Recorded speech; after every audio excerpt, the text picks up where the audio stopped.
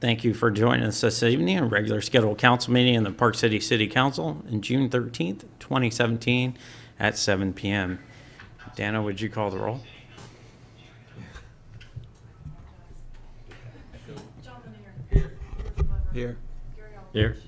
Melvin Kerr. Here. Ray Mann. Ron Douglas. Here. George Catlin. Joel Humphrey. Jim Schrader. Here. Gary Newsom. Mary Pavlik Forum. Thank you. Tonight, Councilman Gary Aldridge is going to lead us in the invocation, and Councilman John Lanier is going to lead in the pledge. If everybody please stand. Our most gracious God, we thank you for the gift of another day. We thank you for this country that we live in and all the blessings that you've given us. We thank you for the city of Park City and all the people within it.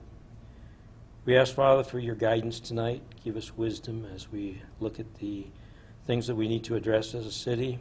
Give us wisdom to do what's right for the city.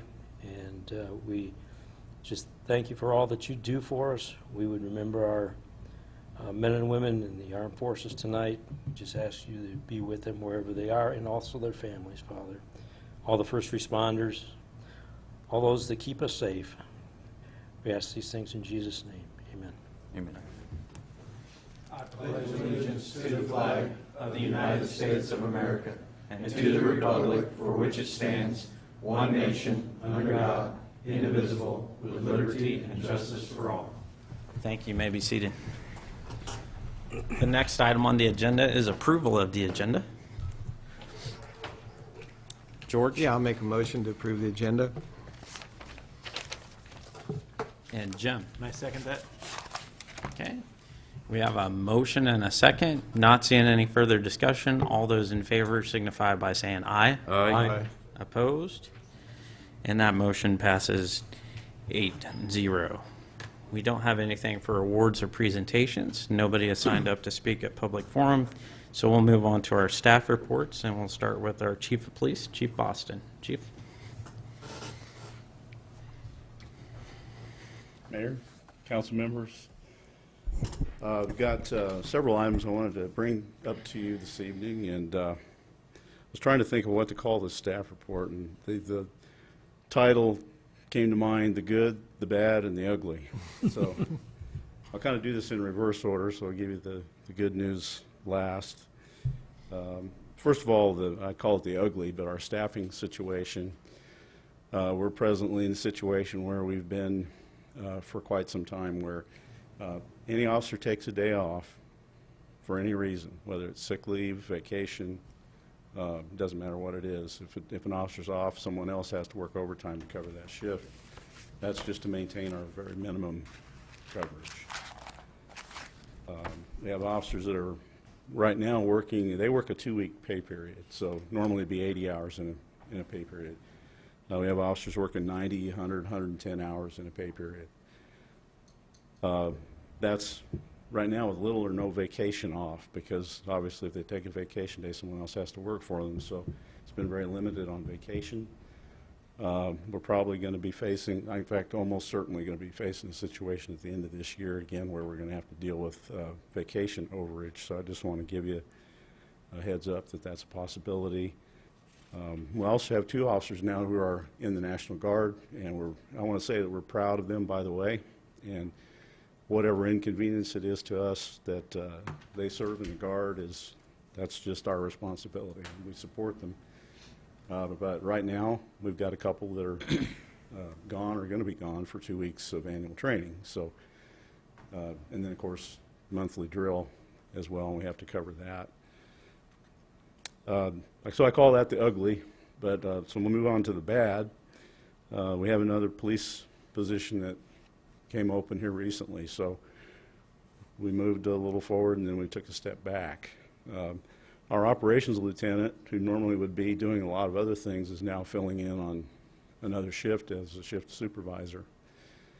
That creates a whole cascade of other things behind it, that tasks that he would normally be involved in. And so I'll give you a couple of examples here. We are in the process of applying for a couple of federal grants. One of those is known as the COPS grant, Community Oriented Policing, which would provide us with another police position and fund 75% of that over 3 years. So that grant, and then another one for a records management system, which is something we do not currently have and probably should have had years ago. So we're applying for those grants, and I don't know if, I'm sure some of you have been involved in applying for federal grants. I know you have, in fact, but it's like doing your taxes times 10 is the best way to describe it. So those things get shoved down the line, and hopefully we can get those completed, but it just makes it much more difficult to get them done. The hiring process also slows down, so we're short down another position, and that all those tasks then fall on other people. So training right now is limited just to the essential, the 40 hours a week that's required by law. We have the funds to, we're very fortunate. We have the funds to send people to training. We don't have the time. we don't have the coverage to send them to training for now. Crime also seems to be up, and I'll present more on this later in the year when I have better statistics. But this is for calendar year 2016, so this is for the whole year. The number of 911 calls in Park City, and I'll just compare us to Bel Air and Valley Center, only because, as you know, our population is very, very close, within just a few hundred of being the same, Park City being the largest. But Bel Air, Park City had, excuse me, Park City had 60% more 911 calls than Bel Air, 55% more than Valley Center. So that was last year, but it seems that this year, things always heat up in the summer a little bit, so we always see a spike in the summer, but statistics will show later where we're actually at, but it does seem to be that crime is up. And then finally, as far as the bad, our ability to do community policing is severely impacted by our personnel situation for the time being. And I know, I get a lot of requests from folks that they invite us to come to barbecues, neighborhood events, things of this nature. That's typically probably what people think of when they think of community policing. And we want to be involved in a lot of those things, but because of our staffing situation, we can't. And that'll change, but for now, that's where we're at. But the other piece of community policing that you don't hear as much about is the ability to get involved to proactively address some of the problems that we have. For instance, when we have neighbors who have disputes with each other, we can get involved, spend the time with them to try to work out those disputes before they spill over into crime. Or, we have seniors who are dealing with dementia, and they're walking away from home, and we don't have time to spend like we should to be able to connect them with the services that they need. These are just some of the examples. So that's the bad. I'll move on to the good. So I promise to end with the good. The pay increase that the council granted last year did seem to greatly improve our hiring ability the last time we went through the process, the last several times that we went through the process. I think our quality of applicants was overall was outstanding. Now we're going to be faced with maintaining that over time. We have 4 officers that we've hired here just in the last few months, and we're proud and glad to have them on board. They're in various stages of hiring. One is just out on solo patrol, just about a week now on solo patrol. We've got one that's just started the field training process, which is 3 to 4 months.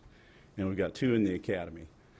One who graduates here in 2 weeks, and then another that'll be back about September. So help is coming. The light's at the end of the tunnel. It's just a little bit far away right now. So The new building, we're really looking forward to that, and it's been taking quite a bit of my time and some of the other staff to try to prepare us for the move and so forth. But I think it is, it's going to be good for morale, but beyond that, it's going to be good for efficiency and effectiveness as far as how we provide services for the community. And I guess finally, I just want to say I'm proud, and I've got to give a little praise here, a lot of praise, how about that, for our officers for, under difficult circumstances right now with our staffing situation being such as it is, that they step up and do what's needed day in, day out, 24 hours a day to try to keep this community safe and to provide services for the people here in Park City. So I'd be glad to answer any questions if you. Okay. George? I don't have a question, but, and I've never met this guy, but, or this gentleman, officer, but you've got a new compliance officer, and I've had 3 people really compliment him, talk about his professionalism and his demeanor, and they just, I mean, they go out of their way to compliment him. So I don't know him. I've never met him, but apparently he's got it together. I appreciate the compliments, and I'll be sure that that's passed on to him. I know we have some of our officers watch the meetings, and I'm sure they'll pass it along as well, but I'll be sure and pass that along to him. Well, he's Glad to certainly hear got that. some good, people go out of their way to compliment somebody. That tells you they must be doing something right. I appreciate that. Okay. Melvin? What kind of crime is up? Is it juvenile involved with this? We always see juvenile crime spike in the summer. That's just always. They're out of school, and kids that are getting in trouble are, more likely to get in trouble in the summer. But we've seen some violent crime spike here recently.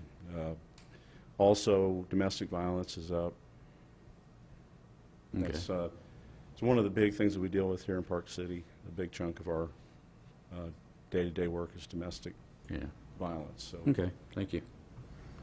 Okay. Does anybody else have any questions? Not seeing any. Thanks, Chief. Thank you.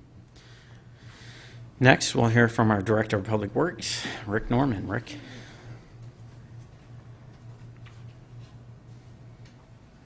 Thank you, Mr. Mayor. Public Works report for this evening, June 13th, 2017. In our Park Department, mowing and trimming in our parks and facilities. We did try to do a little bit extra for Memorial Day. We've also been working on irrigation line repairs over on Grove Street. We had an issue with the raised bed south of Charleston. We've got it fixed, and also 2 other areas north of Charleston. Have been spraying for weed control in McLean Park, and also over on Grove Street parks. In the street department, also mowing and trimming on the medians and some of our arterials. The flags for Memorial Day. We went to put them up on Friday before Memorial Day. We got them out of the pole barn and put them in the bucket truck to put them up, and we got swarmed and bit by a bunch of little critters. At that point, we took the flags, filled up a couple 55-gallon barrels, put water in them, put the flags down there in that, hoping to kill them. The following Tuesday morning, we'd got a call to change a traffic light out, so we got back in the bucket truck. When we got through changing the light, we noticed that they were still there. We'd called out the pest control people. Our original thinking was that the infestation had come from where we were storing these down in the pole barn. They grabbed a sample and identified these as mites, but the most likely origin of was birds. So we didn't think that that they come from the area in the pole barns, but we did have it sprayed, and we had the flag sprayed, and we also had the truck sprayed.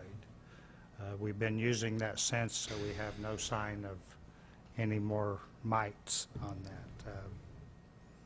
Actually, we put the flags up today in observance of Flag Day 2 and plan on taking those down Thursday. We've also done some sign replacement on Fairview.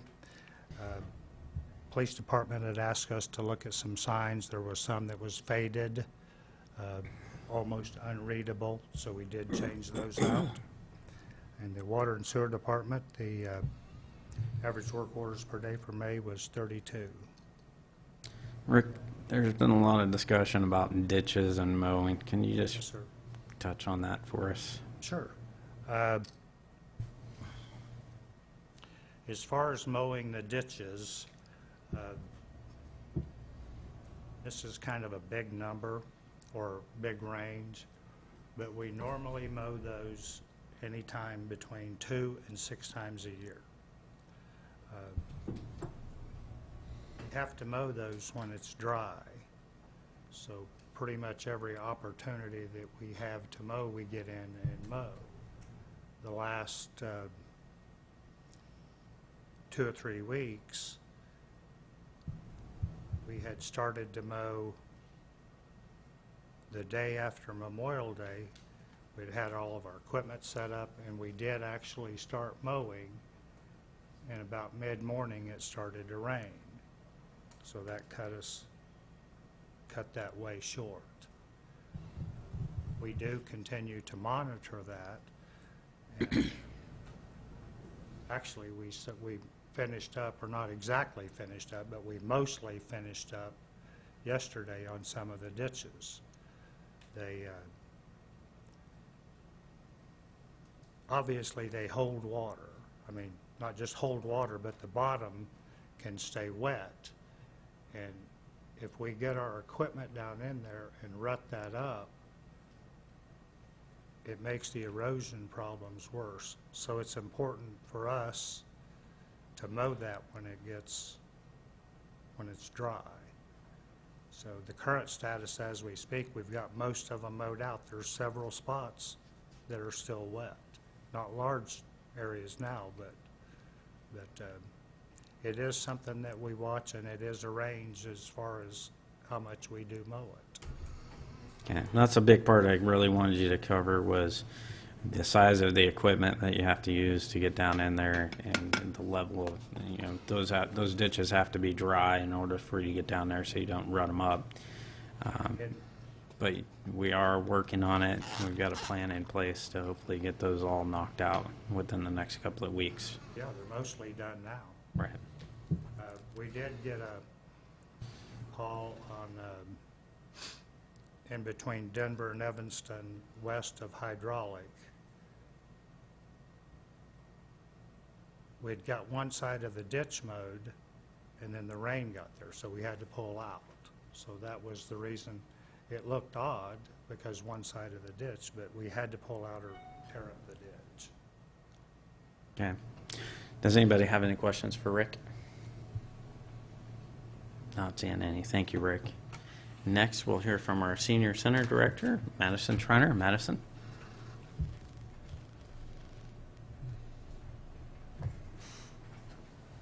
Thank you, Mr. Mayor and council members. So it's just a little update on the Senior Center. First, some numbers. As of May 31st, the end of May, the Senior Center had 560 active members, meaning at least 560 seniors had visited the Senior Center at least once through the end of May. We're also looking to complete our activities and programming numbers on schedule as well. We submitted 22 rides for the month of May, so we gave 22 transportation rides through our volunteer transportation program. And a number that I don't touch on very often, but that's kind of important, through the end of May, we served approximately 3,000 meals. So that's between our on-site congregate meal and Meals on Wheels. So that's a good amount of meals we're providing the community. So you guys are getting your fancy new building here pretty soon. So I'm doing a few updates here and there to the senior center. I got a TV to run a looping slideshow advertising all of our different programs in our lobby, so anyone coming in will have a nice update on what's going on. I'm getting new carpet in my office, which I'm pretty excited about, make it look a little nicer. And thanks to Rick and all the guys, we got the patio nice and cleaned up. It was kind of junky there for a little bit, so it looks really nice and clean now. And just plugging a few upcoming activities and programs. For June, we are celebrating Father's Day this coming Monday, June 19th, from 2:30 to 4 p.m. We're having Irvin Jack's Barbershop come out and provide some complimentary barber services, so old-fashioned shaves, hot towel treatments. They'll even do shoe shines, all that good stuff. It's all complimentary. They'd like to provide that for us. I'm also having Funky Monkey Shaved Ice truck come out, so they're going to have 250 12-ounce shaved ices for everyone there. So I think it's going to be a warm day, so shaved ice might be nice. In July, a couple of things. Of course, the Chisholm Trail Seniors Club is holding their annual 4th of July bingo and raffle fundraiser on the 4th of July from 1 to 3 p.m. Raffle tickets are 50 cents each, and those can be purchased in advance at the Senior Center or from any Chisholm Trail Club member. And also the day of the event, it can be purchased too. And bingo cards at the event are $2 each, or you can get 6 for $10. So they have some pretty cool prizes this year. So come on down and support the club and have a good time. And last but not least, at the end of July, I'm going to be beginning a program called Walk with Ease, and it is an evidence-based program. We have to provide at least one evidence-based program every year, and this is the one I chose this year. And it is a 6-week long program, mainly geared towards those with chronic pain, specifically joint pain. And it's a walking program 3 times a week for 6 weeks. It's $12 per person, and that's just to cover the expense of the workbook that they're going to be getting. And I'm instructing it, and it should be a good way to get moving and help with chronic pain. And that's really all I have for you. I'd be happy to answer any questions. George? Yeah, I just really appreciate the work that you do, Madison. I've heard a lot of good compliments about what you do there. I appreciate that a lot. For those that don't know, Funky Monkey, I hear, is really good, so that's a good thing. But also the Father's Day thing, I think it's great that you do that for the fathers. So Awesome. I hope you can make it. Yeah, I'm a father. All right. Does anybody else have any questions? No. Thank you, Madison. Thank you. All right. That brings us to our next item on the agenda, which is the consent agenda. Is there a motion? Jim? I move that we approve the consent agenda. And Gary? Second. Okay, we've got a motion and a second. All those in favor signify by saying aye. Aye. Opposed? And that motion passes 8-0. That brings us to item A under new business, which is consider options for the court security at the new administration center. Chief, I'll let you go ahead and go through the options 1 and 2. Mr. Mayor, council members, we've been under a 3-year exemption from the state law that permitted the carry of firearms in public buildings. There's been an exemption that will expire July 1st. So if you don't do anything, then as of July 1st, people could bring firearms, concealed and unconcealed, if they're legally possessed, into City Hall, including the courtroom.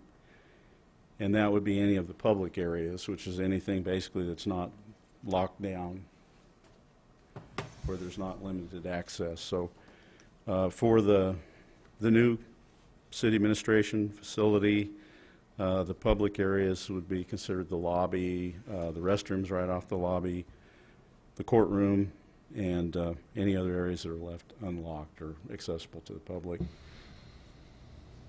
That would also include the city administration offices because of the design of the front there. So there are several options for providing security for the court. The problem that we face in court, if people carry firearms into the courtroom, you could have a situation where someone comes to court, let's say for a domestic violence case, where the abuser could come to court carrying a firearm. Now, they'd be prohibited under federal law from doing that while they're being charged with domestic violence, but there's nothing under state or local law that we could enforce. So they could actually come and sit next to the person who's accusing them. Now, that type of thing could occur. So, but there are several options here. I presented three, one of them being do nothing, which, if, like I said before, if you don't act, then firearms would be prohibited. As far as if you do want to prohibit firearms, you can choose the time, what events you want to prohibit them. They can be prohibited on a temporary basis. In other words, for instance, I'll just use the example of court because that's the one that I'm addressing here today. We can have temporary signage that we have to make sure is in place saying that firearms are prohibited. Then by state law, we have to provide armed security and electronic screening, which means metal detectors. The law was changed. Originally it said security personnel, but it didn't say armed, and that was changed here 2-3 years ago. So they do have to be armed personnel. I'll just say that the police department does not have the personnel to provide security for. We're already providing security for the court in the sense of transporting prisoners, which takes 2 officers if we have to do that, minimum, at least 2, and then providing at least 1 in the courtroom to be with the judge, and then another one roving if we have them. If it wasn't for our reserve officers who provide security for us at no charge week after week on Thursday nights for night court, we would be in dire straits. So I'm grateful for them, but we don't have the personnel as far as the police department. Right now, for several years now, the city has employed a private security company to fingerprint people that need to be fingerprinted, who've been convicted of crimes. So the city's been paying for that, which frees up a police officer that would otherwise have to be involved in that. So the options that I presented to you here are the same as far as the hiring of private security personnel, which would be, this is figured on the basis of court 4 times a month on Thursday evening, and then twice a month on daytime on Thursday. That's how court is currently structured. And that's 2 officers, 2 security officers.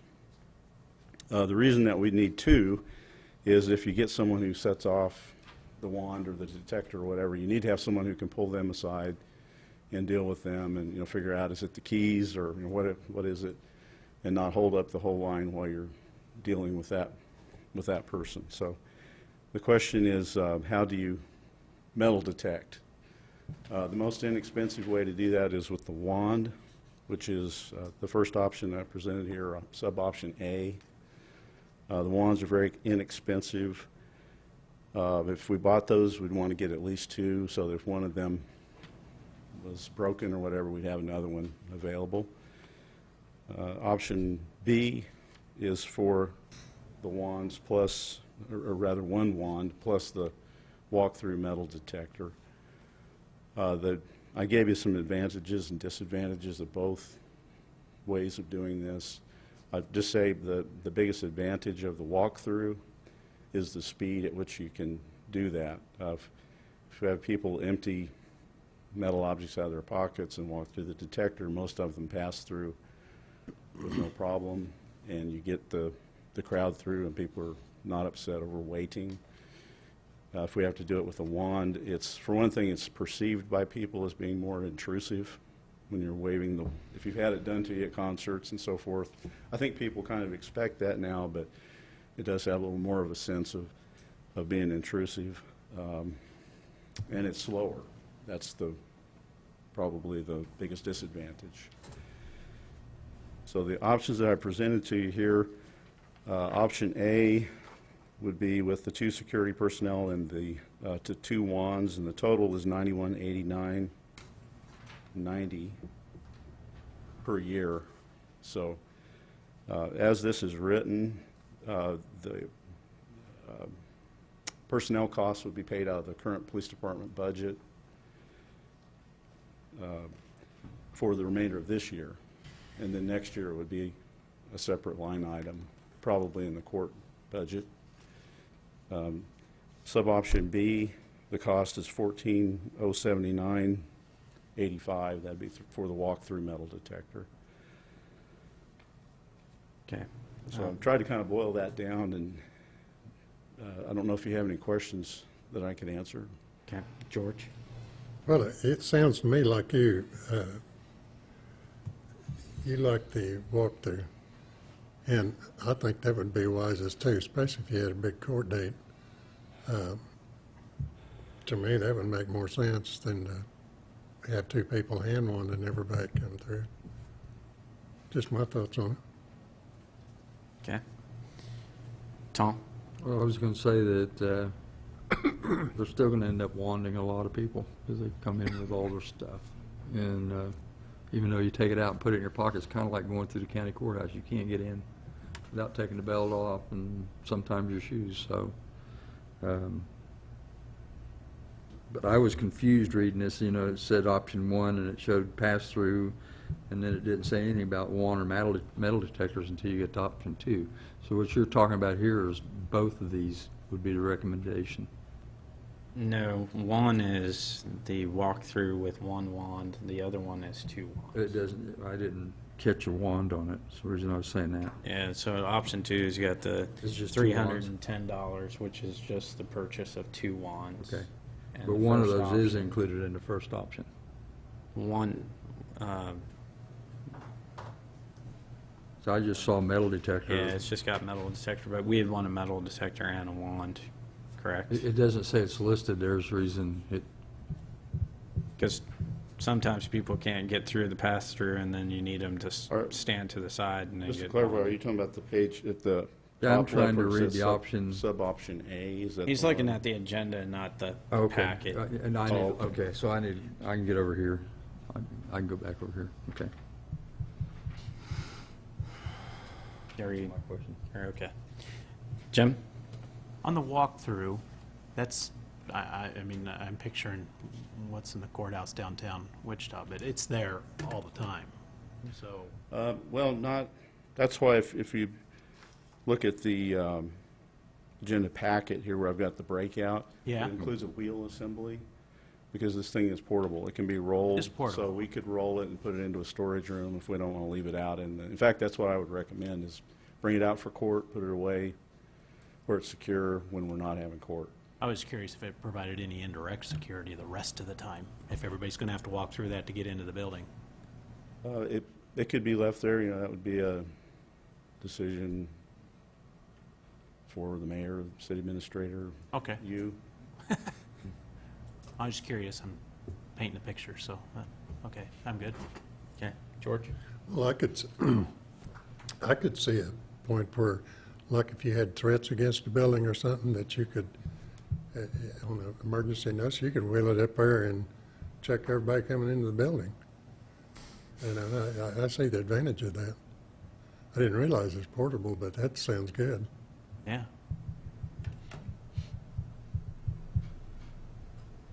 Okay, does anybody else have anything to add?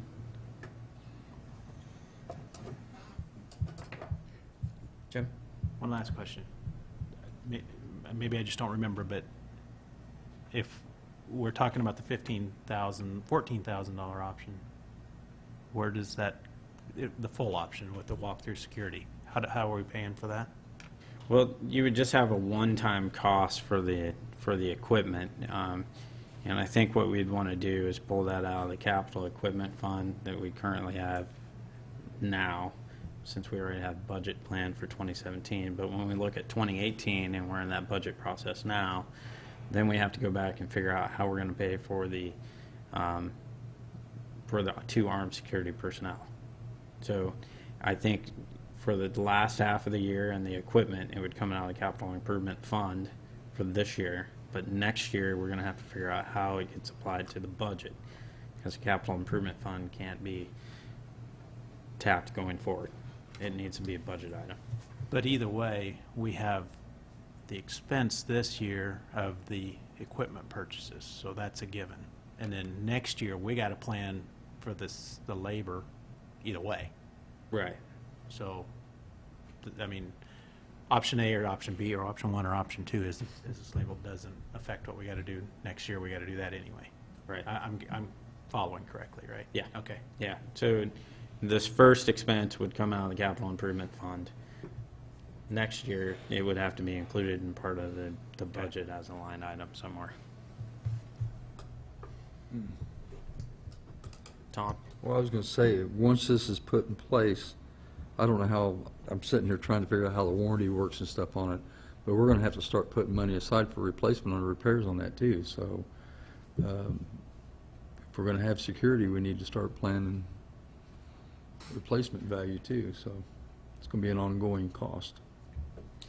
Yeah, and that's really one thing. I mean, we're starting to get into budget topics now, but it really comes back to how do we continue to fund a capital improvement line so that when new vehicles, new metal detectors need to be purchased, we just go back and tap that fund.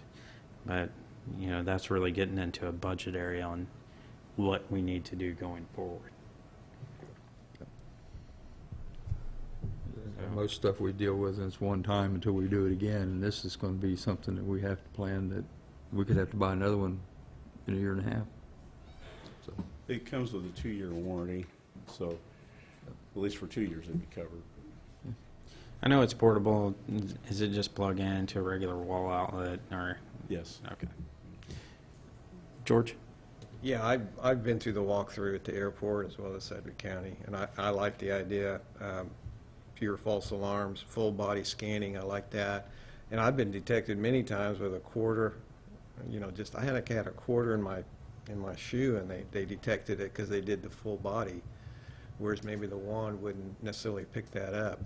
So I think with the craziness that's going on around us now, I do like the aspect of the walkthrough. Okay.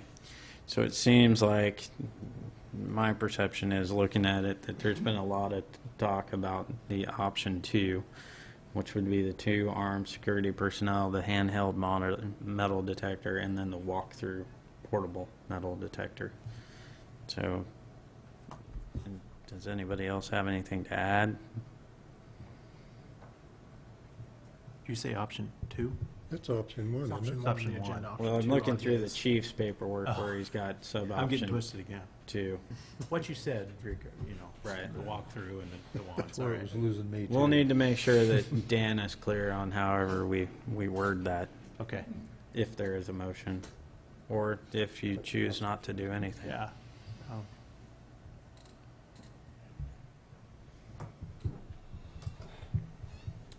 Joel? Yeah, I mean, I agree. I think walkthrough is probably the best bet, so I'll make the motion that we approve $5,200 for the purchase of a standalone pass-through metal detector, with the funding source being the Capital Improvement Project Fund. Do I need the rest of it? We want the, With the staffing costs. Is it 4440 or is it the 8880? 4440 for the last half of this year. Okay, for the remainder, the 4440 for the remainder of 2017 to be funded by the police budget. And then we still need a handheld metal detector as well. That's included in the 5,200, isn't it? I mean, it's in, on here it is. It is in here. I just want to make Okay, sure okay. everybody's clear that it was Standalone not just the and the cost stand-through. for the wand, Okay. yes. Oh, no. Dana, do you have any questions about the motion? Can I repeat it to you? Sure. Approve 5,200 for standalone monitor, funded by the capital improvement, with 4,440 to be funded by the police department. And then also within that 5,200, can you include that that's the standalone metal detector and the wand? And one wand. Standalone, okay. Approve 5,200 for standalone and one wand Yes. to be funded by the capital improvement. Okay.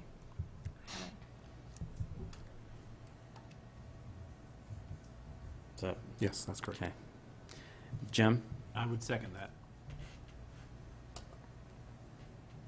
Okay, we got a motion and a second. I'm not seeing any further discussion. All those in favor signify by saying aye. Aye. Opposed? And that motion passes 8-0. That brings us to item B, which is consider purchasing a 2-year extended warranty on in-car computer for the police department at a cost of $5808 from the funding source, the Police Capital Equipment Fund. Chief?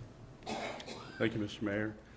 I'll be honest, this is a difficult decision for me to even come and ask for this. We do have the funds currently available in our capital improvement budget.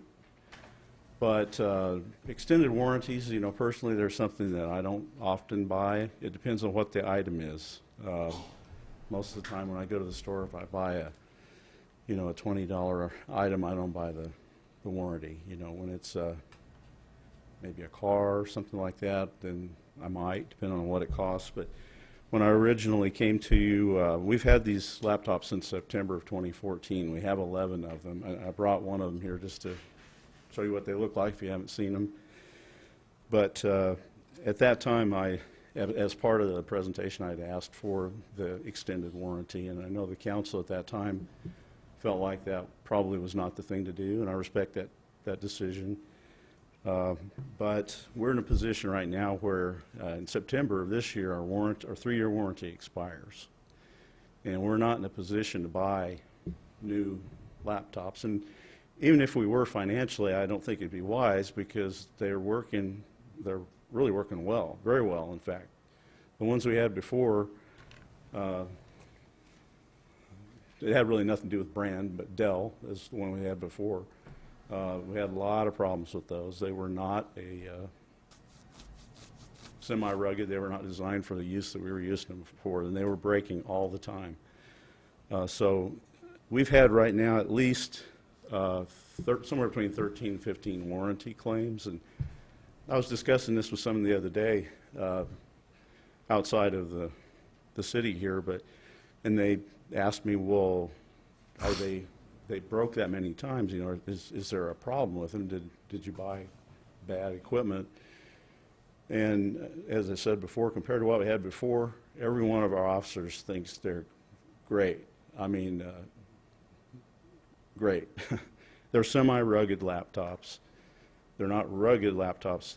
The price that we paid for these was $2,208 a piece. So they're expensive, but the rugged ones, you're talking about $4,500, $5,000 a piece. So they're much more expensive, and in my opinion, not worth the difference between the two. But it's another issue. But here's the thing: they're in a police car anywhere from 1 to 2 shifts a day, driving around in the hot, the cold, the humidity, the shaking all the time, the bumping, and the officers take care of them, I would say, very well, because they know that it's kind of their lifeline. In fact, I made a comment on the agenda here that it's somewhat of a lifeline. The laptop's what provides their GPS location to the dispatchers. It's what provides the calls that we get over 911. Dispatcher will give a brief description of the call, but if you have a scanner or if you listen to the radio, you hear, burglary at such and such. What you don't see is the long list of information that comes across the computer. That's how they don't take up radio time. They send it across the computer. So it's just an essential piece of equipment. And my concern is, as we're reaching the end of the warranty on these, we have 11 of them, and we are not in a position to buy new ones. I think we could probably get another 2 years out of them before they would be technologically starting to become obsolete. They'd be 5 years old at that time. We're probably going to have more claims just because they're getting older. And I'm concerned about being able to provide the funds, having the funds in our budget to repair them. With the warranty, it's guaranteed we have the money available. We know they're going to get fixed. They expedite the shipping on them when we have the warranty. They ship it both ways. And it's easy for me to budget, but that way we know the money's available to repair them. So I'd be glad to answer any questions or George? discussion. Well, I just want to clarify something. I think on this computer is singular on my deal. That is for all the computers, isn't it? All the Yes, mobiles? I'm sorry, I didn't mention the cost. The additional 2-year warranty is $528 per Per computer. laptop. So a total of $5,808. Okay. I would make a motion that we purchase a 2-year extended warranty on in-car computers for the police department. Costs $5,808. Funding source, Police Capital Equipment Fund. John, did you want a second for discussion? Second. Okay, go ahead. I kind of agree with the chief about not normally purchasing these type of things, but I think when you get down to it, for equipment that's close to $2,500 each, when you purchase them new, you're basically paying $264 a year to get 2 more years out of them, and I think that's just a great bargain, truthfully. So I definitely second this and support it. Okay. We have a motion and a second. I'm not seeing any further discussion. All those in favor signify by saying aye. Aye. Opposed? And that motion passes 8-0. And that brings us to item C, which is consider a 5-year lease of a telephone voice recording system for the police department for $27.25 for the balance of 2017, and knowing that we have an ongoing cost of $39.25 per year through 2022. Chief? Thank you, Mr. Mayor. The telephone recorder that we currently own is quite old and has actually been broken for about a year now, not quite a year. So we've not been able to record any phone calls coming into or going out of the police department. And I made the decision not to replace it because we're going to be moving to a new facility. I didn't know what kind of phone system that we'd be purchasing. If we had bought something at that time, it might have been money down the drain, essentially, other than providing us with recordings for the last year.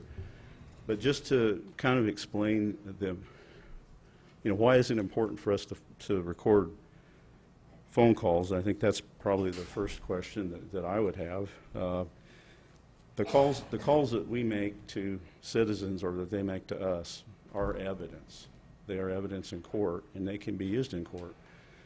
It's not something that we have to read someone their rights if we talk to them on the phone because they're not in custody. So there are a lot of phone calls that our officers, our detective make to people, or they make to us, where they're discussing crimes, they're discussing evidence, sometimes they're confessing to crimes, and these things, it's sometimes very critical evidence, and we don't have it unless we record the phone calls. Of course, there's always the issue of a bomb threat or something of that nature, if that came up, but really that's not that often. The biggest thing is the evidence. So another one is complaints. When someone calls in, has a complaint about our police officers or our personnel, we want to be able to record those calls so we know exactly what that person said. We can go back and listen to it. If they change their story later, we have what they originally said. So that's kind of the gist of it. The next question that would probably come up is, why is it so expensive? Part of the issue is the phone system in the new City Hall it's a digital phone system. It's an IP phone system. which is great. That's a great phone system, and I'm very glad we're getting it. It also raises the cost of the phone recorder that we have compared to what a conventional phone recorder would be. That's probably the smaller piece of it. The bigger piece is that these aren't just a computer like you would go and buy at Best Buy. I mean, it's basically a server, more comparable to a server, where the data backs itself up among all the hard drives, so that if one hard drive goes out, you don't lose all the data. You've got it backed up in other places, which is very important when we're talking evidence. Anytime evidence disappears, as we see on the news, you know, politically or otherwise, when evidence disappears, then the police are always assumed to have gotten rid of it, you know, whether that's the truth or not. But we don't want to have a situation where our phone recorder fails and there's evidence there that we've lost. So it also accumulates a large amount of data over time. So you have to have a way to manage this data. If you just stick a recorder in and you record every phone call from now till eternity, it would fill the thing up, and it'd be hard to search and find things, and you'd fill up you'd have a lot of unusable data. So that's kind of why, the gist of why it's so expensive. We did some research, got 3 different quotes. One of them was way out of the ballpark at $56,000. So that was not even a consideration, but I included it for you here because we did get 3. The second most expensive was DSS Corporation at $28,000. It was also, it's a 5-year lease to own on that one. The annual payments on it were $5,600 per year, but that included the warranty and the maintenance costs. But I really didn't see a vast difference between that one and the one that I'm recommending or asking for tonight, which is Voice Products. Voice Products is a Wichita company, which is a big advantage to us to have people who are able to come out on site for training or to fix things. We don't have to ship something somewhere and lose our recorder if something happens to it. Voice Products provided an outright purchase price, but they also will do a 5-year lease to own, so that if we lease it for 5 years, we're under, we would own it at the end of 5 years. The first year, the warranty's covered. In order to get the warranty, it's not only warranty, but it's the software updates. That's an additional payment on top of the lease payment after the first year. So, and I broke that down for you here. The total costs over a 5-year period are $14,796.76, with an annual payment that would average around $4,800. I'm sorry, $3,800 roughly per year. So I'd be glad to try to answer any questions if you have any. Does anybody have any questions for the chief? Will this only record calls to the police department then? It won't record anything else for the rest of the city hall? We could, the recorder has the capability to record, including recording on demand. So, and that's a decision that city administrator would need to make if we want to provide record on demand or record all the time. That's not the purpose that I'm asking for here, but it would have that capability. Yes. I guess I'm just thinking of sometimes customer service type things where get threats or different stuff like that to where you'd have that ability to do it. Okay, thank you. Okay. Does anybody else have any questions? John? I'll make a motion to approve item C. Do you need me to read it? Yes. 5-year lease of a telephone recording system for the police department for $2,725 and $39.25 per year through 2022. And that cost includes yearly update and warranty. The funding source is CIP project fund. So the one thing I want to make clear, the 2725 would come from the capital improvement project fund for this year. Balance of 2017. And then the rest, we will have to, go ahead. I'm not sure, Mr. Mayor, on the cost there for the, it said per year. Yes. If you look at the chart that I provided in the packet here, it goes up each year. I think it's a 7% increase each year for years 3, 4, and 5. So it's not, in other words, it's not exactly the Right, same. it's not an thing each equal year. payment. So I don't know if that matters, but I thought I should bring it up, so. Okay.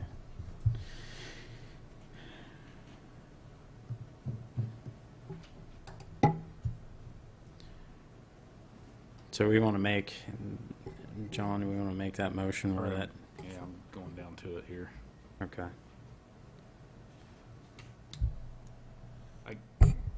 I guess for reference for the minutes, can I just make a motion to approve it as it's presented in the packet? Yes. That way it'd be more clear. Okay. Is there a second? Gary? I'll second it. Okay. Danny, you have that the way as it is in the packet. Okay. We have a motion and a second.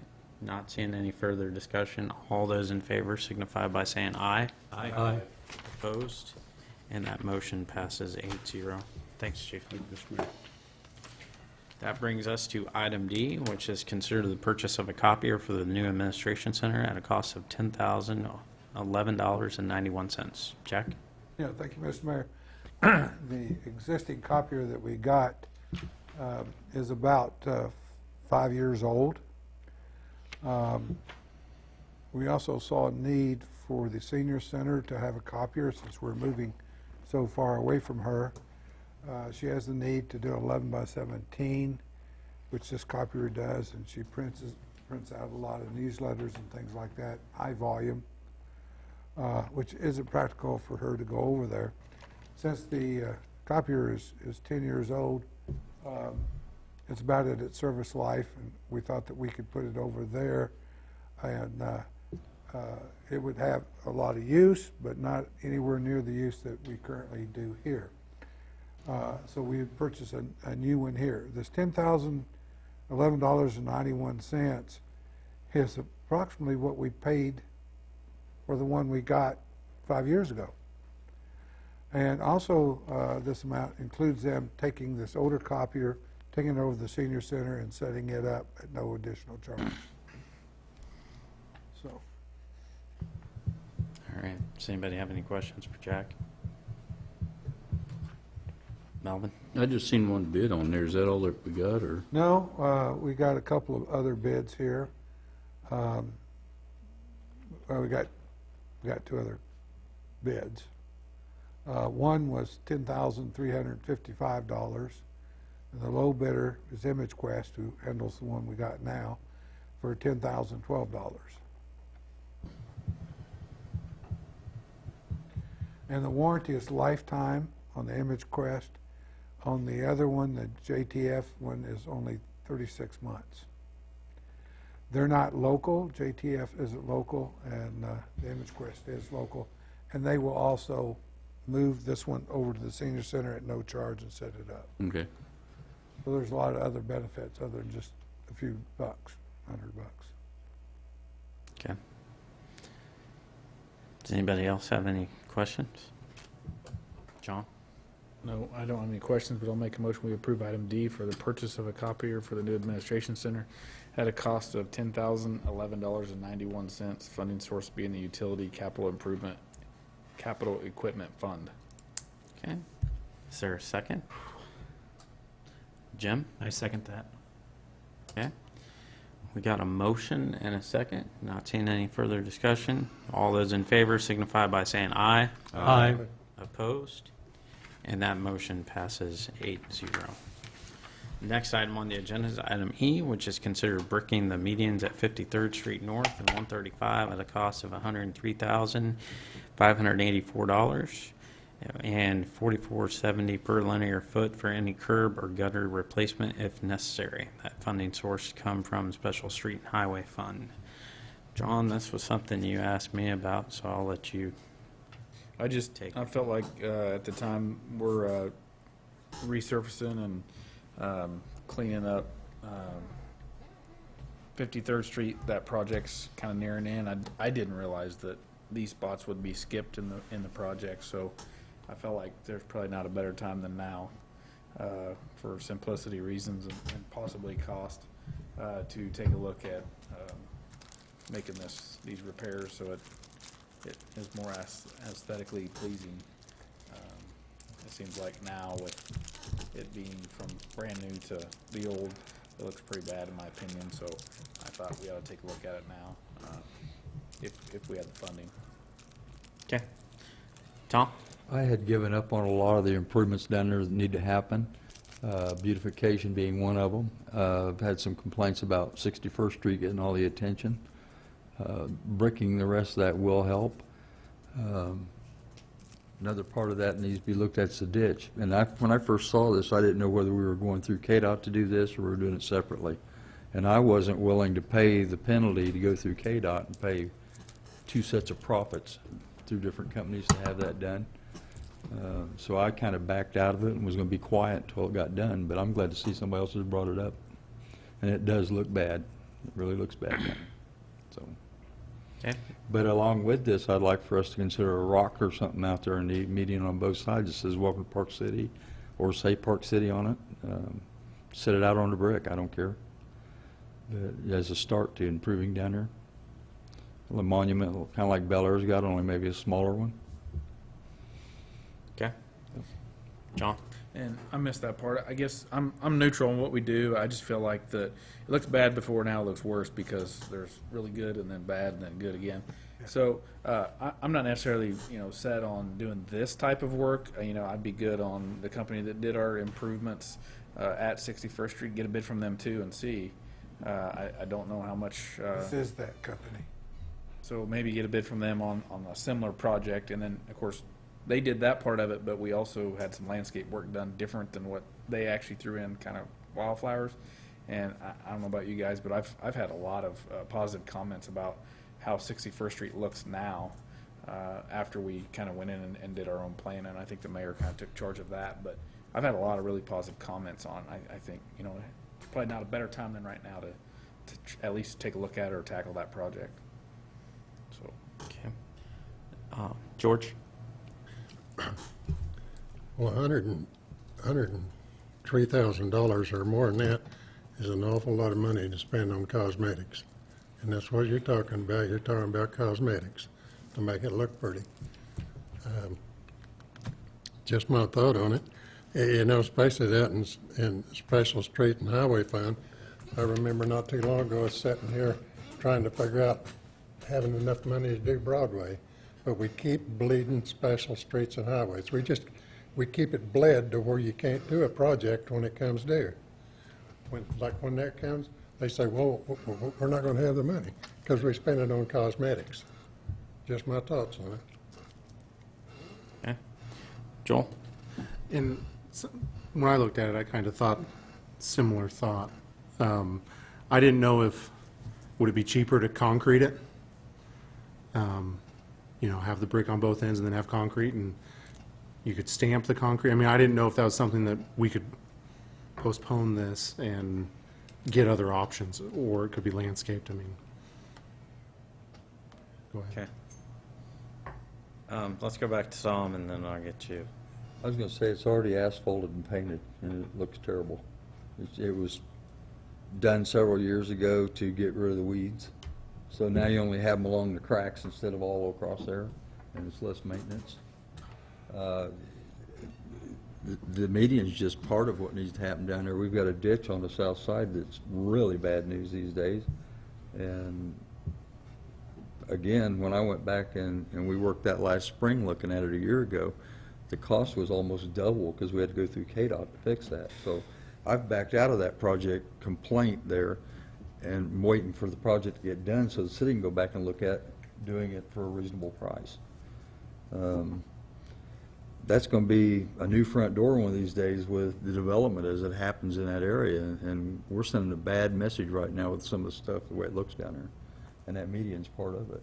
So I think we need to move forward with something, whether it be brick it or do something else. But Okay. It's just ongoing.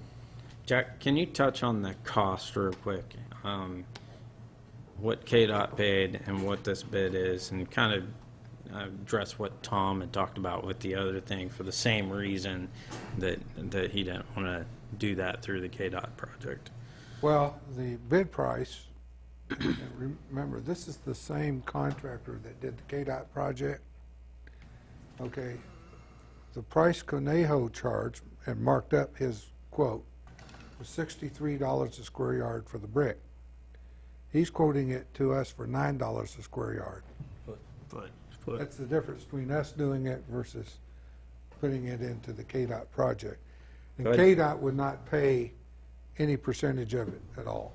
And that's one thing I wanted to bring up, because, you know, Tom brings up a good point on why we won't want to look at the ditch under the KDOT project when we look at this outside of that, the cost difference, which is significant.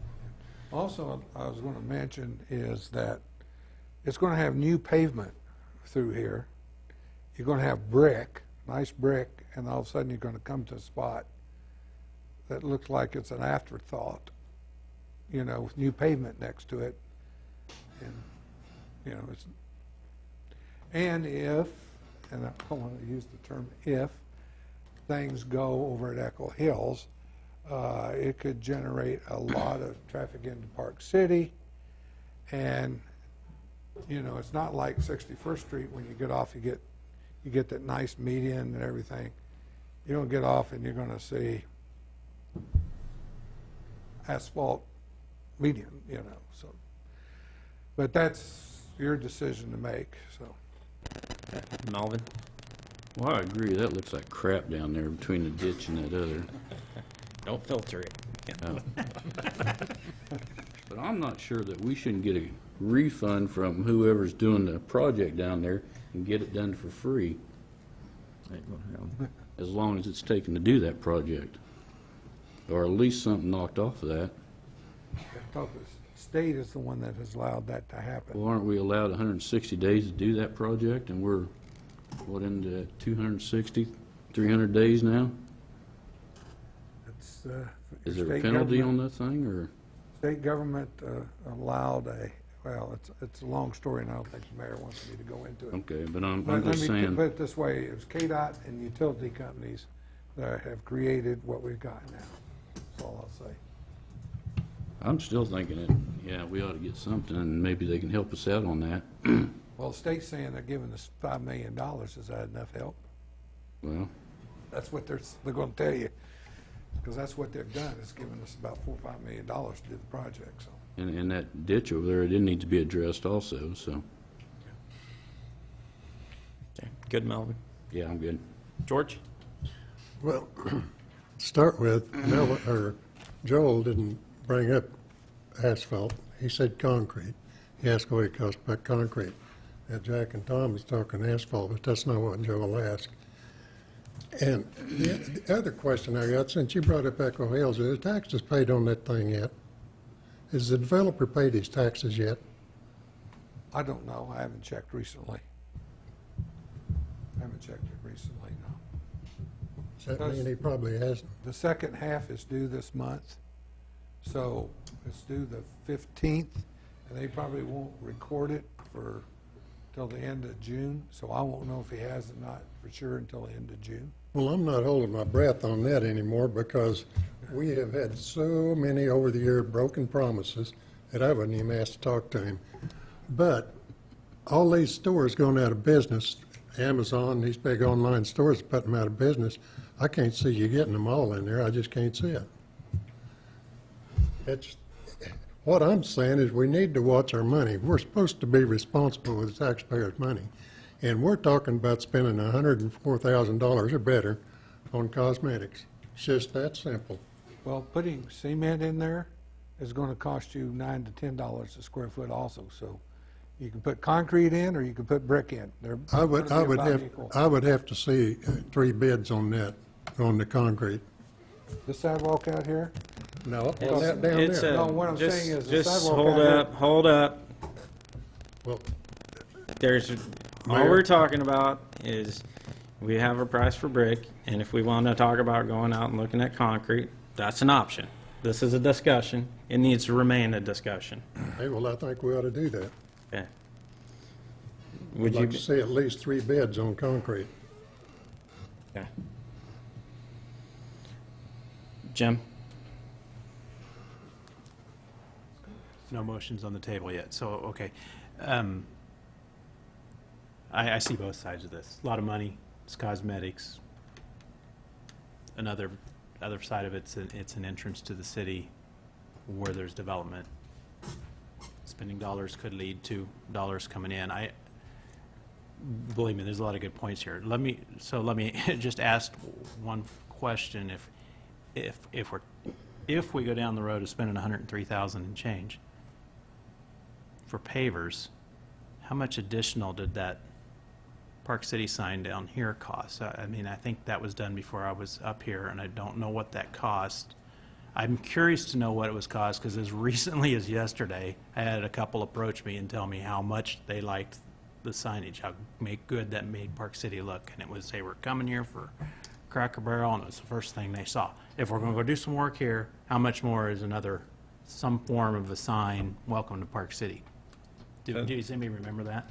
Well, I think what would be successful here would be if a few people put together a couple of council members to bring back some options that we could look at as a group. There seems to be some division here on do anything or do something. And on the do something side, there's probably just a lot of questions on how could we do it and how could we do it right, that we could come back and bring different options on. You know, I myself get a lot of compliments too on what we've done down here. It would be nice to match that over there. I would hate to spend $103,000 to go in there and paver it, and then 24 months go back and tear some of that up to try to replicate what we have over here. There could be an option too where maybe the median that's separated between the 135 southbound entrance and the exit, the southbound exit on the other side, maybe we go back and we just paver that one section that's up front that makes it look a little bit better at a nominal cost, and then we come back and look at the median underneath the bridgeway and maybe have a better plan on what that could look like. Because if we did something, that's probably going to be the section that we're going to look at that's going to have some type of half rounds or where we would duplicate that. And there are other things we want to do, which is the ditch. We still have a lot of other things like George talked about. I mean, we've got what was our balance in there? We looked at that earlier today. $463,000. $463,000, and we need to be wise stewards with that. But it doesn't mean there couldn't be some compromise one way or another. But I guess the main point of this is to see, does everybody want to look at something or not interested in looking at anything? If there's an interest in looking at something, I think it would be good to go back and say, okay, if we do something, do we want to do just something plain? Tom brought up, just having a monument rock out there. Is that something? Do we want to try to duplicate what we have on 61st Street? But there can be a lot of healthy discussion to try to come up with a good plan, and we may not be able to do both sides of the median if we went that direction at one time. 1 year we may have to do one thing, wait a few years, and maybe the other side gets done. I do think it looks bad. I think specifically the section that you have the break in it for the entrance to 135, and then you have the crown on that first part, which is old and then it goes back new. That I'm assuming could probably be done at a fraction of this cost, and it would just make that look a little bit better than what it currently does. But let's just have discussion about it on what are some options or what are some ways that we want to look at it. If we don't want to try to reproduce what we have and we want to go back and look at doing a concrete or, I've seen something nice in Newton when you go in Old 81 going through Newton. They've redone all those medians. They've made them look nice. They've put trees, small trees in them on the way down. It's simple and it looks sharp, But we really just need to see, is there an interest in going one direction or another? And if so, how do we arrive at a good plan that we can come back and bring to the council? John? And I was going to say the same. I think one option I'd like to see would be what we have on 61st Street, just to image that, I guess mirror that, and even if it's a smaller scale, I'm good with that. Just at least have that as an option to see. We've already went that direction, and I think we ought to at least give that a shot. And then we obviously know what this is and get another shot. See how much it'll cost to do the concrete or whatever it is. I think one thing that's good about mirroring what we've already done is we've learned a lot from that first one. Yeah. And now we've got it right, and we could go in there and tackle those plantings ourselves. We know we have the people that can make it look like this. I just feel like we may not, I haven't got any feedback from citizens, I'm just going off of what I saw, but I feel like construction crews are still there, but once they leave, I think we're gonna get a lot of questions going, you guys missed a spot. Or especially because if the development takes off in, soon, Arby's is already well into the project, but if other companies are coming up to look, they're gonna see that and go, what happened? So I think we ought to at least take a look at it, so that's my suggestion. Okay. Tom?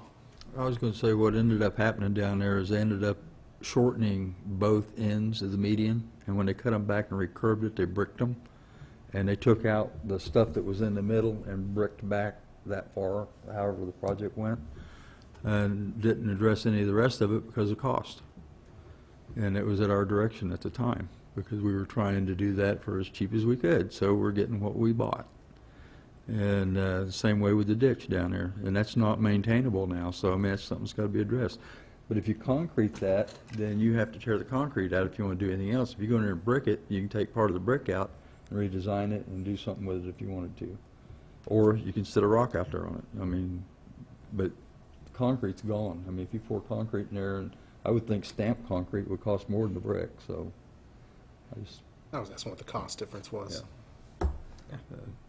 But it would be nice to see something go back nicer than what was there to start with. And we're not there yet, so. Okay. George?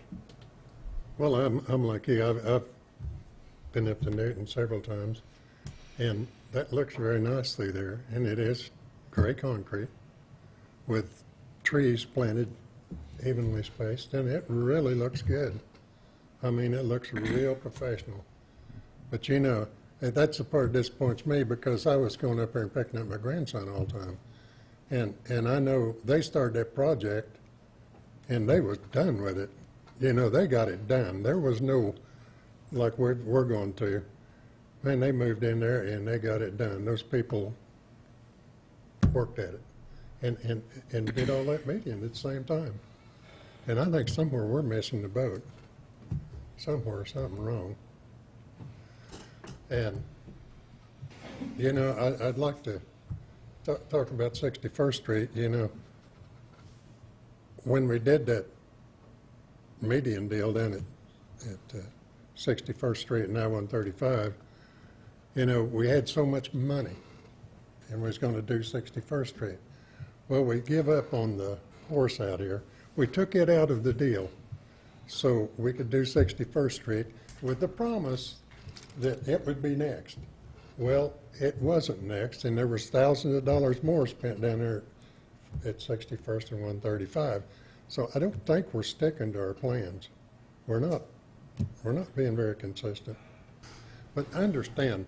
I am not against these projects, but I look at these streets and I watch that special streets and highway fund get bled, and then like this summer when we was talking about doing Broadway and not having the money really to get it done, and then I see $104,000 for cosmetics. I don't think it's responsible of us. Just my opinion. Okay. Gary? Well, agree that at this point it'd probably be a good idea to start looking at some options, but I think we're a little premature on making a decision because we don't yet know the extent or the type of development that we're going to have at Echo Hills. And I think that what eventually ends up occurring there will probably dictate some of what we're going to do in that area. But not only that, once it happens, it will be a funding source probably to take care of those issues that we have there. So I think we have to take a look at both the cost, but how that cost is going to factor into the development so that it's in keeping with the development, it's going to enhance the development, and also in large part probably be paid for by the development in terms of increased revenue. That's my thoughts. Okay. Go ahead, Jack. One of the cost considerations, he's given us such a good cost on this. If you've been down to 53rd Street, you see him building this huge median in front of Twister City and all that. He's got to brick all of that. So he's going to have this equipment and crews down there already. He's already calling me, are you going to do it or not? Because I'm going to have equipment and everything down there to do it. Pass that savings along to you. And it's just like we've talked before, the longer you put something off, the more it's going to cost you years later. Things are not going to get cheaper. So, you know, certainly we could get a price for concrete, but it's going to take a while for me to get that. And if that's your choosing, I can do it. I already know from experience that this concrete out here for the sidewalk was $8 a square yard, and that doesn't remove nothing. So, I don't know. Okay. George? Yeah, I know back when we were doing the 61st, one of the biggest costs was the pavers. The pavers were very expensive. I'd personally like to see maybe on a smaller scale, some of what John was talking about, having something similar to 61st Street and look and taste coming off of that 135 coming up to the actual Echo Hills. In Heston, they have a small monument for Heston, you know, coming off and then going into the city. It's real simple and it's real small, saying Heston, and maybe we could do something like that for Park City. But I think, as John says, an introduction to what's going to go in there, I think we ought to surround what we're going to do around exactly what's going in there. If nothing else for cosmetic, but also revenue purposes down the road, and how we can see that fitting into our budget.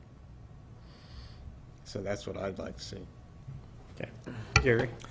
I guess one of my concerns about the pavers is it pretty much locks you into that unless you rip them out and do something else. That's sunk money. I take a look at some of the other areas in Wichita. One of those most notably is Woodlawn in 96, where they pavered over a big, large section of median. Looks very bad. So I'm not real hep on pavers in the long term. Short term, they look good. But over a period of years, they deteriorate, and, you know, they can end up being a big eyesore as asphalt. Plus the fact that I don't think they do a whole lot to enhance whatever development might be there. It's basically something just to pave over the median. And so I'd rather see us go for something that's actually going to enhance the look of the area. That's my feelings. John? I think, I mean, direction of the council, let's not take any action tonight, and if this is the same guy that did the project at 61st Street, let's get, you know, a bid from him on that, or get, you know, some kind of a price quote or something to give us an idea of what that would, I mean, cost, I guess, or at least a ballpark. I guess, I know Jack says this is a really good price for what it is, and I think it's a pretty big median, I understand that, but I just don't really feel like it's $103,000. I think that's a lot of money, and maybe we would be better suited to do what we're saying with, you know, something that matches what we have at 61st Street. So I'm ready to move on. Okay. Tom? I agree. We need to do more homework on it. I appreciate John bringing it tonight. It's something I've discussed for the last year, off and on with staff, so we need to look into it in the future. Thanks. Okay, Alvin? I think everybody agrees that we need to do something there, but I think we need to table it for right now and maybe get some plan of action together and see where we're at. Okay, so I think it led to a healthy discussion, just to kind of see where everybody at and what they felt like, and, you know, if we bring something else, we probably need to work a little bit harder with having a good, solid plan in place. And so if any council members want to get together and work on the plan, that'd be great. Tom? I do have one comment that I'd like to make. When you're bringing potential customers or businesses into the community, they look around to see what it looks like, and that's not a very good looking area down there right now. I'd just like to give everybody an opportunity to drive by there and look at the ditches and stuff and just see what's going on. Thanks, Tom. You need a motion? No. So we'll just have no action was taken on item E, and we'll move on to item F, which is consider bids for improvement to Village Estates Edition Phase 5 to include water and sanitary sewer services at a cost of $79,877.55. Jack? Thank you, Mr. Mayor. We had 5 bidders on the project, so we had a good turnout on that.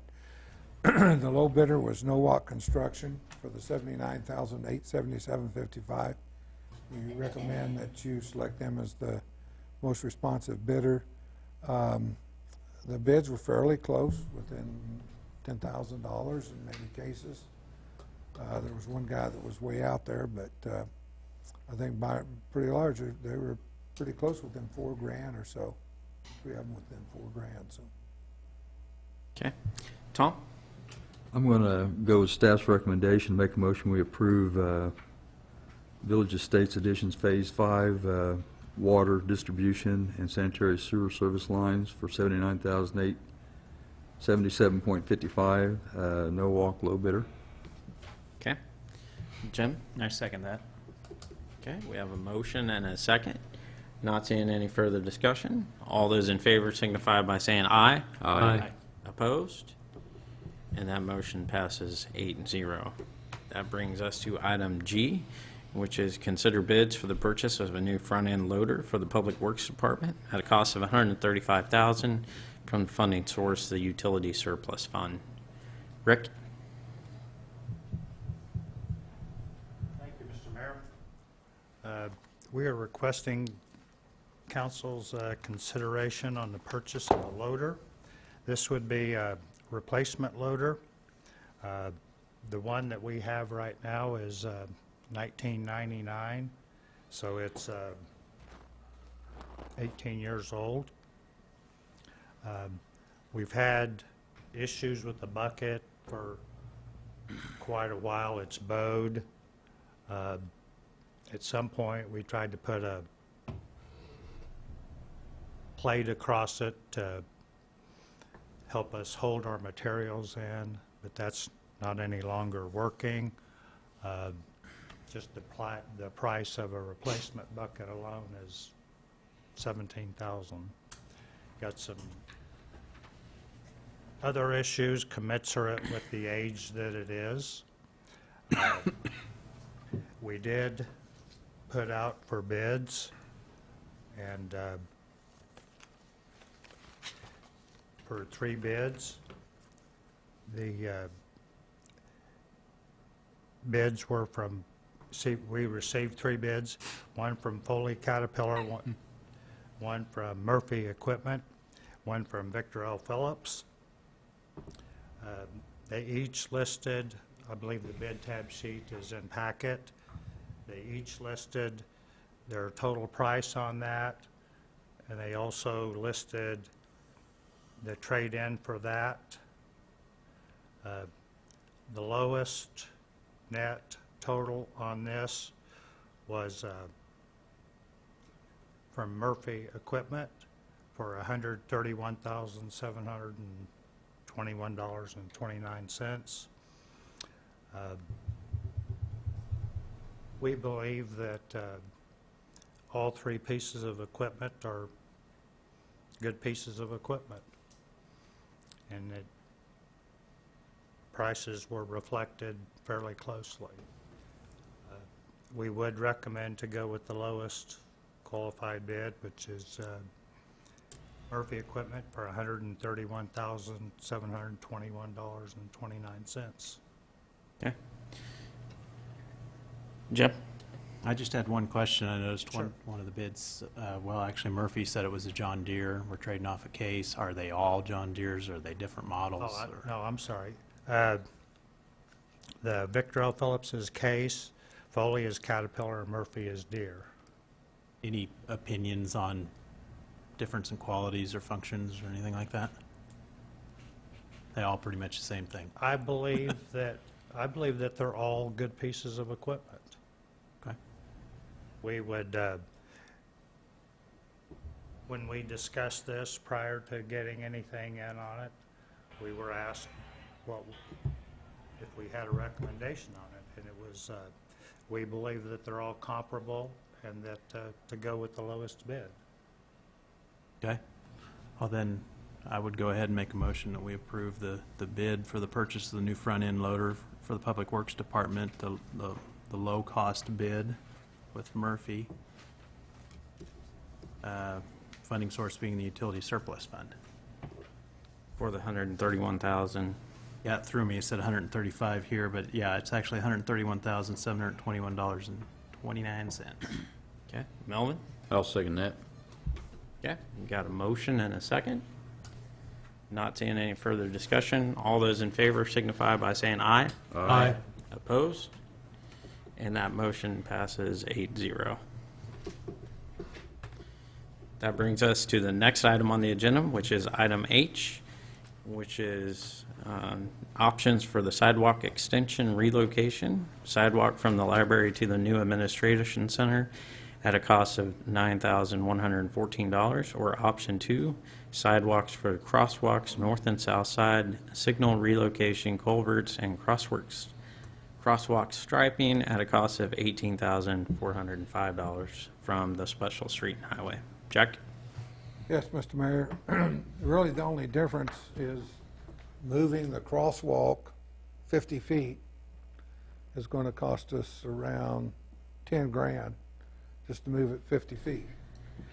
I don't personally see that benefits a walker. Depending on which side of the crosswalk you live on, 50 feet is going to make that big of a difference to people to do it. But it costs about $10,000 to relocate the crosswalk 50 feet. So I'm the one that brought this up, and my original conversation was I thought the crosswalk was further down. And then when we discussed it later, I didn't feel like there's any need for moving the crosswalk. I think it would service the library and the administration center completely fine with where it is. Really what I want to do is just tie that sidewalk from that crosswalk back over so it comes to the city administration center. So when people cross that, they would have a walking path to come back to the new administration center. Gary? I agree. And additionally, I think that we have a lot of children that are probably attending the library. And if there's going to be a crosswalk, I'd rather see it on the library side. And so I'll make a motion to go with option 1 for 9114. Okay. George? I'll second that for discussion. Okay. If I understand it right, you want the sidewalk more for people in the community to walk over there more so than people walking from the library. No, it would service both sides. Well- So you have the crosswalk that already leads to the library. So now we would just attach onto that and bring it over to the new city building. In other words, it'd keep people from walking down across from City Hall and then just jaywalking. Is that what we're after? I guess that's one way. Well, But there's just no sidewalk over there. So if they're going to use the crosswalk, they're walking in the ditch to go over to City Hall. Okay. Or they're just walking across the street. We don't have any walking path to tie in the new building. Okay. So it's just tying in the new administration building so that there's a way to get to it. But it'll tie in the whole community over there. Yeah. Okay. Thank you. Plus available for handicapped people with scooters to be able to make it to City Hall. Which whereas was if we didn't one have- reason why we tied this one in. Right. And now we would have in the same spot where we wouldn't have a way to cross the street and get here. Tom? I was just curious how long this sidewalk's gonna be. Is it gonna run out by the ditch? It's going to be 50 foot from the center line of the road. I don't want, if we ever widen the road, it'd be foolish to put it out there and then have it removed when we built the road. Also, I have it set up so that if one day we go all the way to hydraulic on this side of the road, it's already set up to do that. How many feet are we looking at on this, though? Are we looking like down by the driveway at the library to the, How many feet was it, Rick? About 60 or 70 feet, something like that? We never did get an exact deal. We met the contractor out there, pointed out, starting from the furthest point east, at the sidewalk from the library, going west to come out on the east side of Millsboro Street, pick up then again on the west side of Millsboro Street, continue in a westward way, and then a 90-degree turn, which would come out right where the driveway transitions to the parking area. so it's just getting to the property then? Yeah. And then you'll be in the parking lot? Yes. So you would be on concrete from leaving the library all the way to the parking lot of the new administration center. And then this will sit behind where the library will ever do a parking lot, so it'll be not first thing we're gonna rip out when we do a parking lot over there, right? Or a street. Right. Yeah, and, yeah, and right now the library is working on the parking lot. Yep. So we have. So I just wanna make sure we're not doing any conflict and we end up spending 10 here and then pay somebody 5,000 to tear it out and go put another one in somewhere else, so. My first thought was this is premature, so. You will Good, get a Tom. call. George will get a call if we don't put it in. He's got some handicapped people That's, in his district. well, that's, we're just trying to create a walkway to get to the new city administration center. Melvin? I see. What do we just have the one bid on this? I'm having difficulty getting concrete bids. Who's doing this? Buyer, Buyer. who has gotten the bids whenever we've bid them before. What's happening, and I don't know, buyer's been so reasonable that the other guys don't even want to bid the thing because they know they can't compete with it. Okay. I'm having a hard time getting concrete bids. Is there a motion? Yes. There's been a motion and a second Okay. for the option one. Okay, there's a motion and a second. Not seeing any further discussion. All those in favor signify by saying aye. Aye. Opposed? And that motion passes 8-0. That brings us to item I, which is just a discussion for the governing body participation in the Salute to Freedom celebration.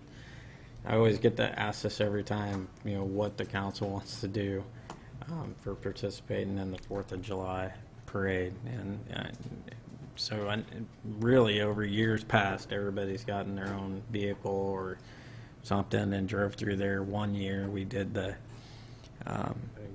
wagon and went through. This year the senior center invited me to join them on their bus, so I'm thinking about taking them up on that opportunity. But Melvin asked me at the last meeting, what are we going to do? So I'm letting you have this, and what do you want to do? I was just curious, before it's time to do something. I don't know who's even going to be here. I know you usually go with your ball team, don't you? And I'll be here. And you'll be with us or with the, okay. And Gary, you're out of be town? here. Maybe. So I don't, What do you want to do? it's up to you guys. I mean, I can get a hay trailer rented from somebody and ride on that, or, I think it's good to show unity with the actual councilmen to all be together. People see that. I think it shows unity on our part. So I would be in favor of that. And I like that aspect of it. I just think if 4 people do it and then 2 do their own thing, then it Well- kind of breaks apart. Right. And then that's where I don't think it shows. Well, that's where the unity comes in. If we're showing that, we show everybody we wear the black T-shirts. Let's show everybody that we have unity in being together on the wagon, and show people that hey, we wear black T-shirts, but we all also we'll come together on this as well. So I know we've done it before. We all came together. I know sometimes we want to do our own things, but I think it's important to show that unity to our constituents. I'm pretty easy to get along with on this. I'll go either way. I have one requirement that my 5-year-old is going to kill me if she can't come along and throw candy. So whatever we do, I just want to bring her along. Well, I think that's kind of a That's awesome. requirement, because I think Tom brings his granddaughter and I bring mine, so, yeah, that's not a big deal. I mean, we get a long enough hay trailer and somebody to pull us, I guess, and throw some candy, and hopefully nobody throws anything back at us. So does everybody want to work a plan to try to get a trailer to support everybody? And then the other part is really just helping with decorating it or doing something. It really stinks when one or two people get out there and do it and everybody else doesn't help with, setting up or clean up. And so I hate that's another thing that I hate to see, where you ditch that on somebody else and say, yeah, thanks a lot, see you later. So it'd just be nice if in some way, if we do something all together, that everybody contributes in some fashion, whatever way they can, to try to help pull this off. We can just set up a time and location where to meet in Melvin's or someplace, and then everybody talk about what they want to put on it, whether, we've done different things in the past. Usually we set up there down the old sewer plant, and works out pretty good working down there. Sure. Is there a Fine with budget that. on this, or for the candies? Well, we can work on that. I'll work and see what kind of Good. magic I know. I've always just bought my own stuff, and I still never can hold enough till I get till the end. So, okay. Well, I'll correct George on one thing. I've never worn one of those short sleeve black shirts, and I won't. And it's not the reason you might think. The reason I'm not wearing that long sleeve one that I wear tonight is it's like wearing a summer sweater, and it's hot. And therefore, I choose to stay cool. But I won't wear a black short sleeve shirt. I just won't do it. Yeah. And it's nothing personal. Yeah, I think every time I've done it, and even Melvin too, I know you've got some different color ones, and I've Yeah, worn red and- red But one. I do have a long sleeve Park City shirt, says Park City on it. Be happy to wear it. It's blue, Yeah. but I'd be happy to wear it. Let's, go ahead, John. Not against getting some different colors either. I actually want to do that. I am not gonna lie. I have a red one. I know Melvin does. I've seen you in it. I really like that one. I also have a light blue one that I have. I would like to see us pick a couple other colors and have just some different options that we can do. I've often thought too that, the button-up dress long sleeve shirts, why don't we have a long sleeve option that you can wear in the winter, or, We did used to have those. In fact, I've still got one. And like I say, I'll be happy to wear it. It's a little darker blue than this, and it's got the Park City stuff on it. I think I got something to wear in the too. winter. Yeah. Or year-round if you need to. Rotary shop across Yeah. the street here that Yeah, we have a new shop in Park City. I've done some business with them. I know the You guys police wanna go department's for- worked with them. They've done a really nice job for us on You guys stuff. want to go for those shirts with this emblem on, I'd be happy to pay for mine. See, George, you started a trend. Yeah, Trend but I'd be centers. happy, I'd be happy to pay for my own shirt. Okay. Yeah. Okay. I'll work on that option, get us some more choices for us. But the mayor knows why I won't wear a short sleeve shirt. He knows it. I know. It's not something personal. So, everybody would like to see us try to get a trailer. I think it's a that'll good fit idea. us all. Yeah. And we just need to get an account for family. Joel, how about kids? Yep. Okay, we just need to make sure we can accommodate everybody, or if we had to do two Don't have to separate be trailers. Well, I mean, a lot of times the kids look forward to that. I know Jim's daughter does, so we want to make sure that we can pull it off and do it right, and not last minute like, oh, we don't have enough room. So, Melvin, why don't I work with you, and we can have some discussions about trailers, what we need, and Sure. Sounds good.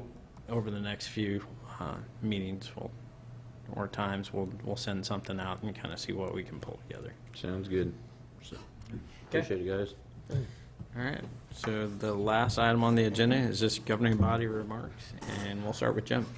I have no additional remarks this time. Joel? Just glad to see the administration center's getting close. It looks really good. It's getting close. We got furniture got moved in today. Cool. Not set up yet, but got unloaded and ready to start putting together some rooms shortly. George? I'm looking forward to it. That's all I've got. Tom? The only thing I got is, and mentioned it before the meeting, is Jack and I met with KDOT supervisor about the drainage issues around 53rd and Broadway. They would be willing to work with us on changing the drainage down there a little bit if it was required, but they want us to do the survey. So we would have to have the engineers go in there and do the elevations and stuff to show them where they're coming across. So I don't know if council's interested in spending any money on that. I have no idea what it would cost us. I probably ought to talk to legal counsel to make sure we're not stepping out there somewhere that we shouldn't be, working on KDOT property and private and businesses and private property down in that area. So, but just, I imagine, and Jack probably would tell me, it's probably looking at what, between $5,000 and $10,000? 10 to 15? Okay, to do that, so. Okay. Melvin? Been out to 81 Speedway, had some pretty good races going out there, and Fishing Derby's coming up this weekend. And 81, I think it's racing Saturday and Sunday this weekend, so. And happy Father's Day. All right, Gary? Don't have anything this evening. George? Yeah, we're excited about the Fishing Derby this weekend, 9 to 11, Grove Street Park, Chisholm Pond. So everybody come out. We're looking for a big crowd this year. We also have a free hot dog feed after the Derby. This will be our 9th year. Can't believe it's been going on that long. It goes quick. But also the actual park board, we're looking at Yards of the Month. So that's coming up this month. We have some good Facebook pictures of Yards of the Month, so we'll be looking at those. Also want to wish all our fathers out there a happy Father's Day. Thank you. Okay, John? I have nothing, so I'll make a motion we adjourn. All right, is there a second? Second. Jim? All those in favor signify by saying aye. Aye. Opposed? And the motion passes 8-0.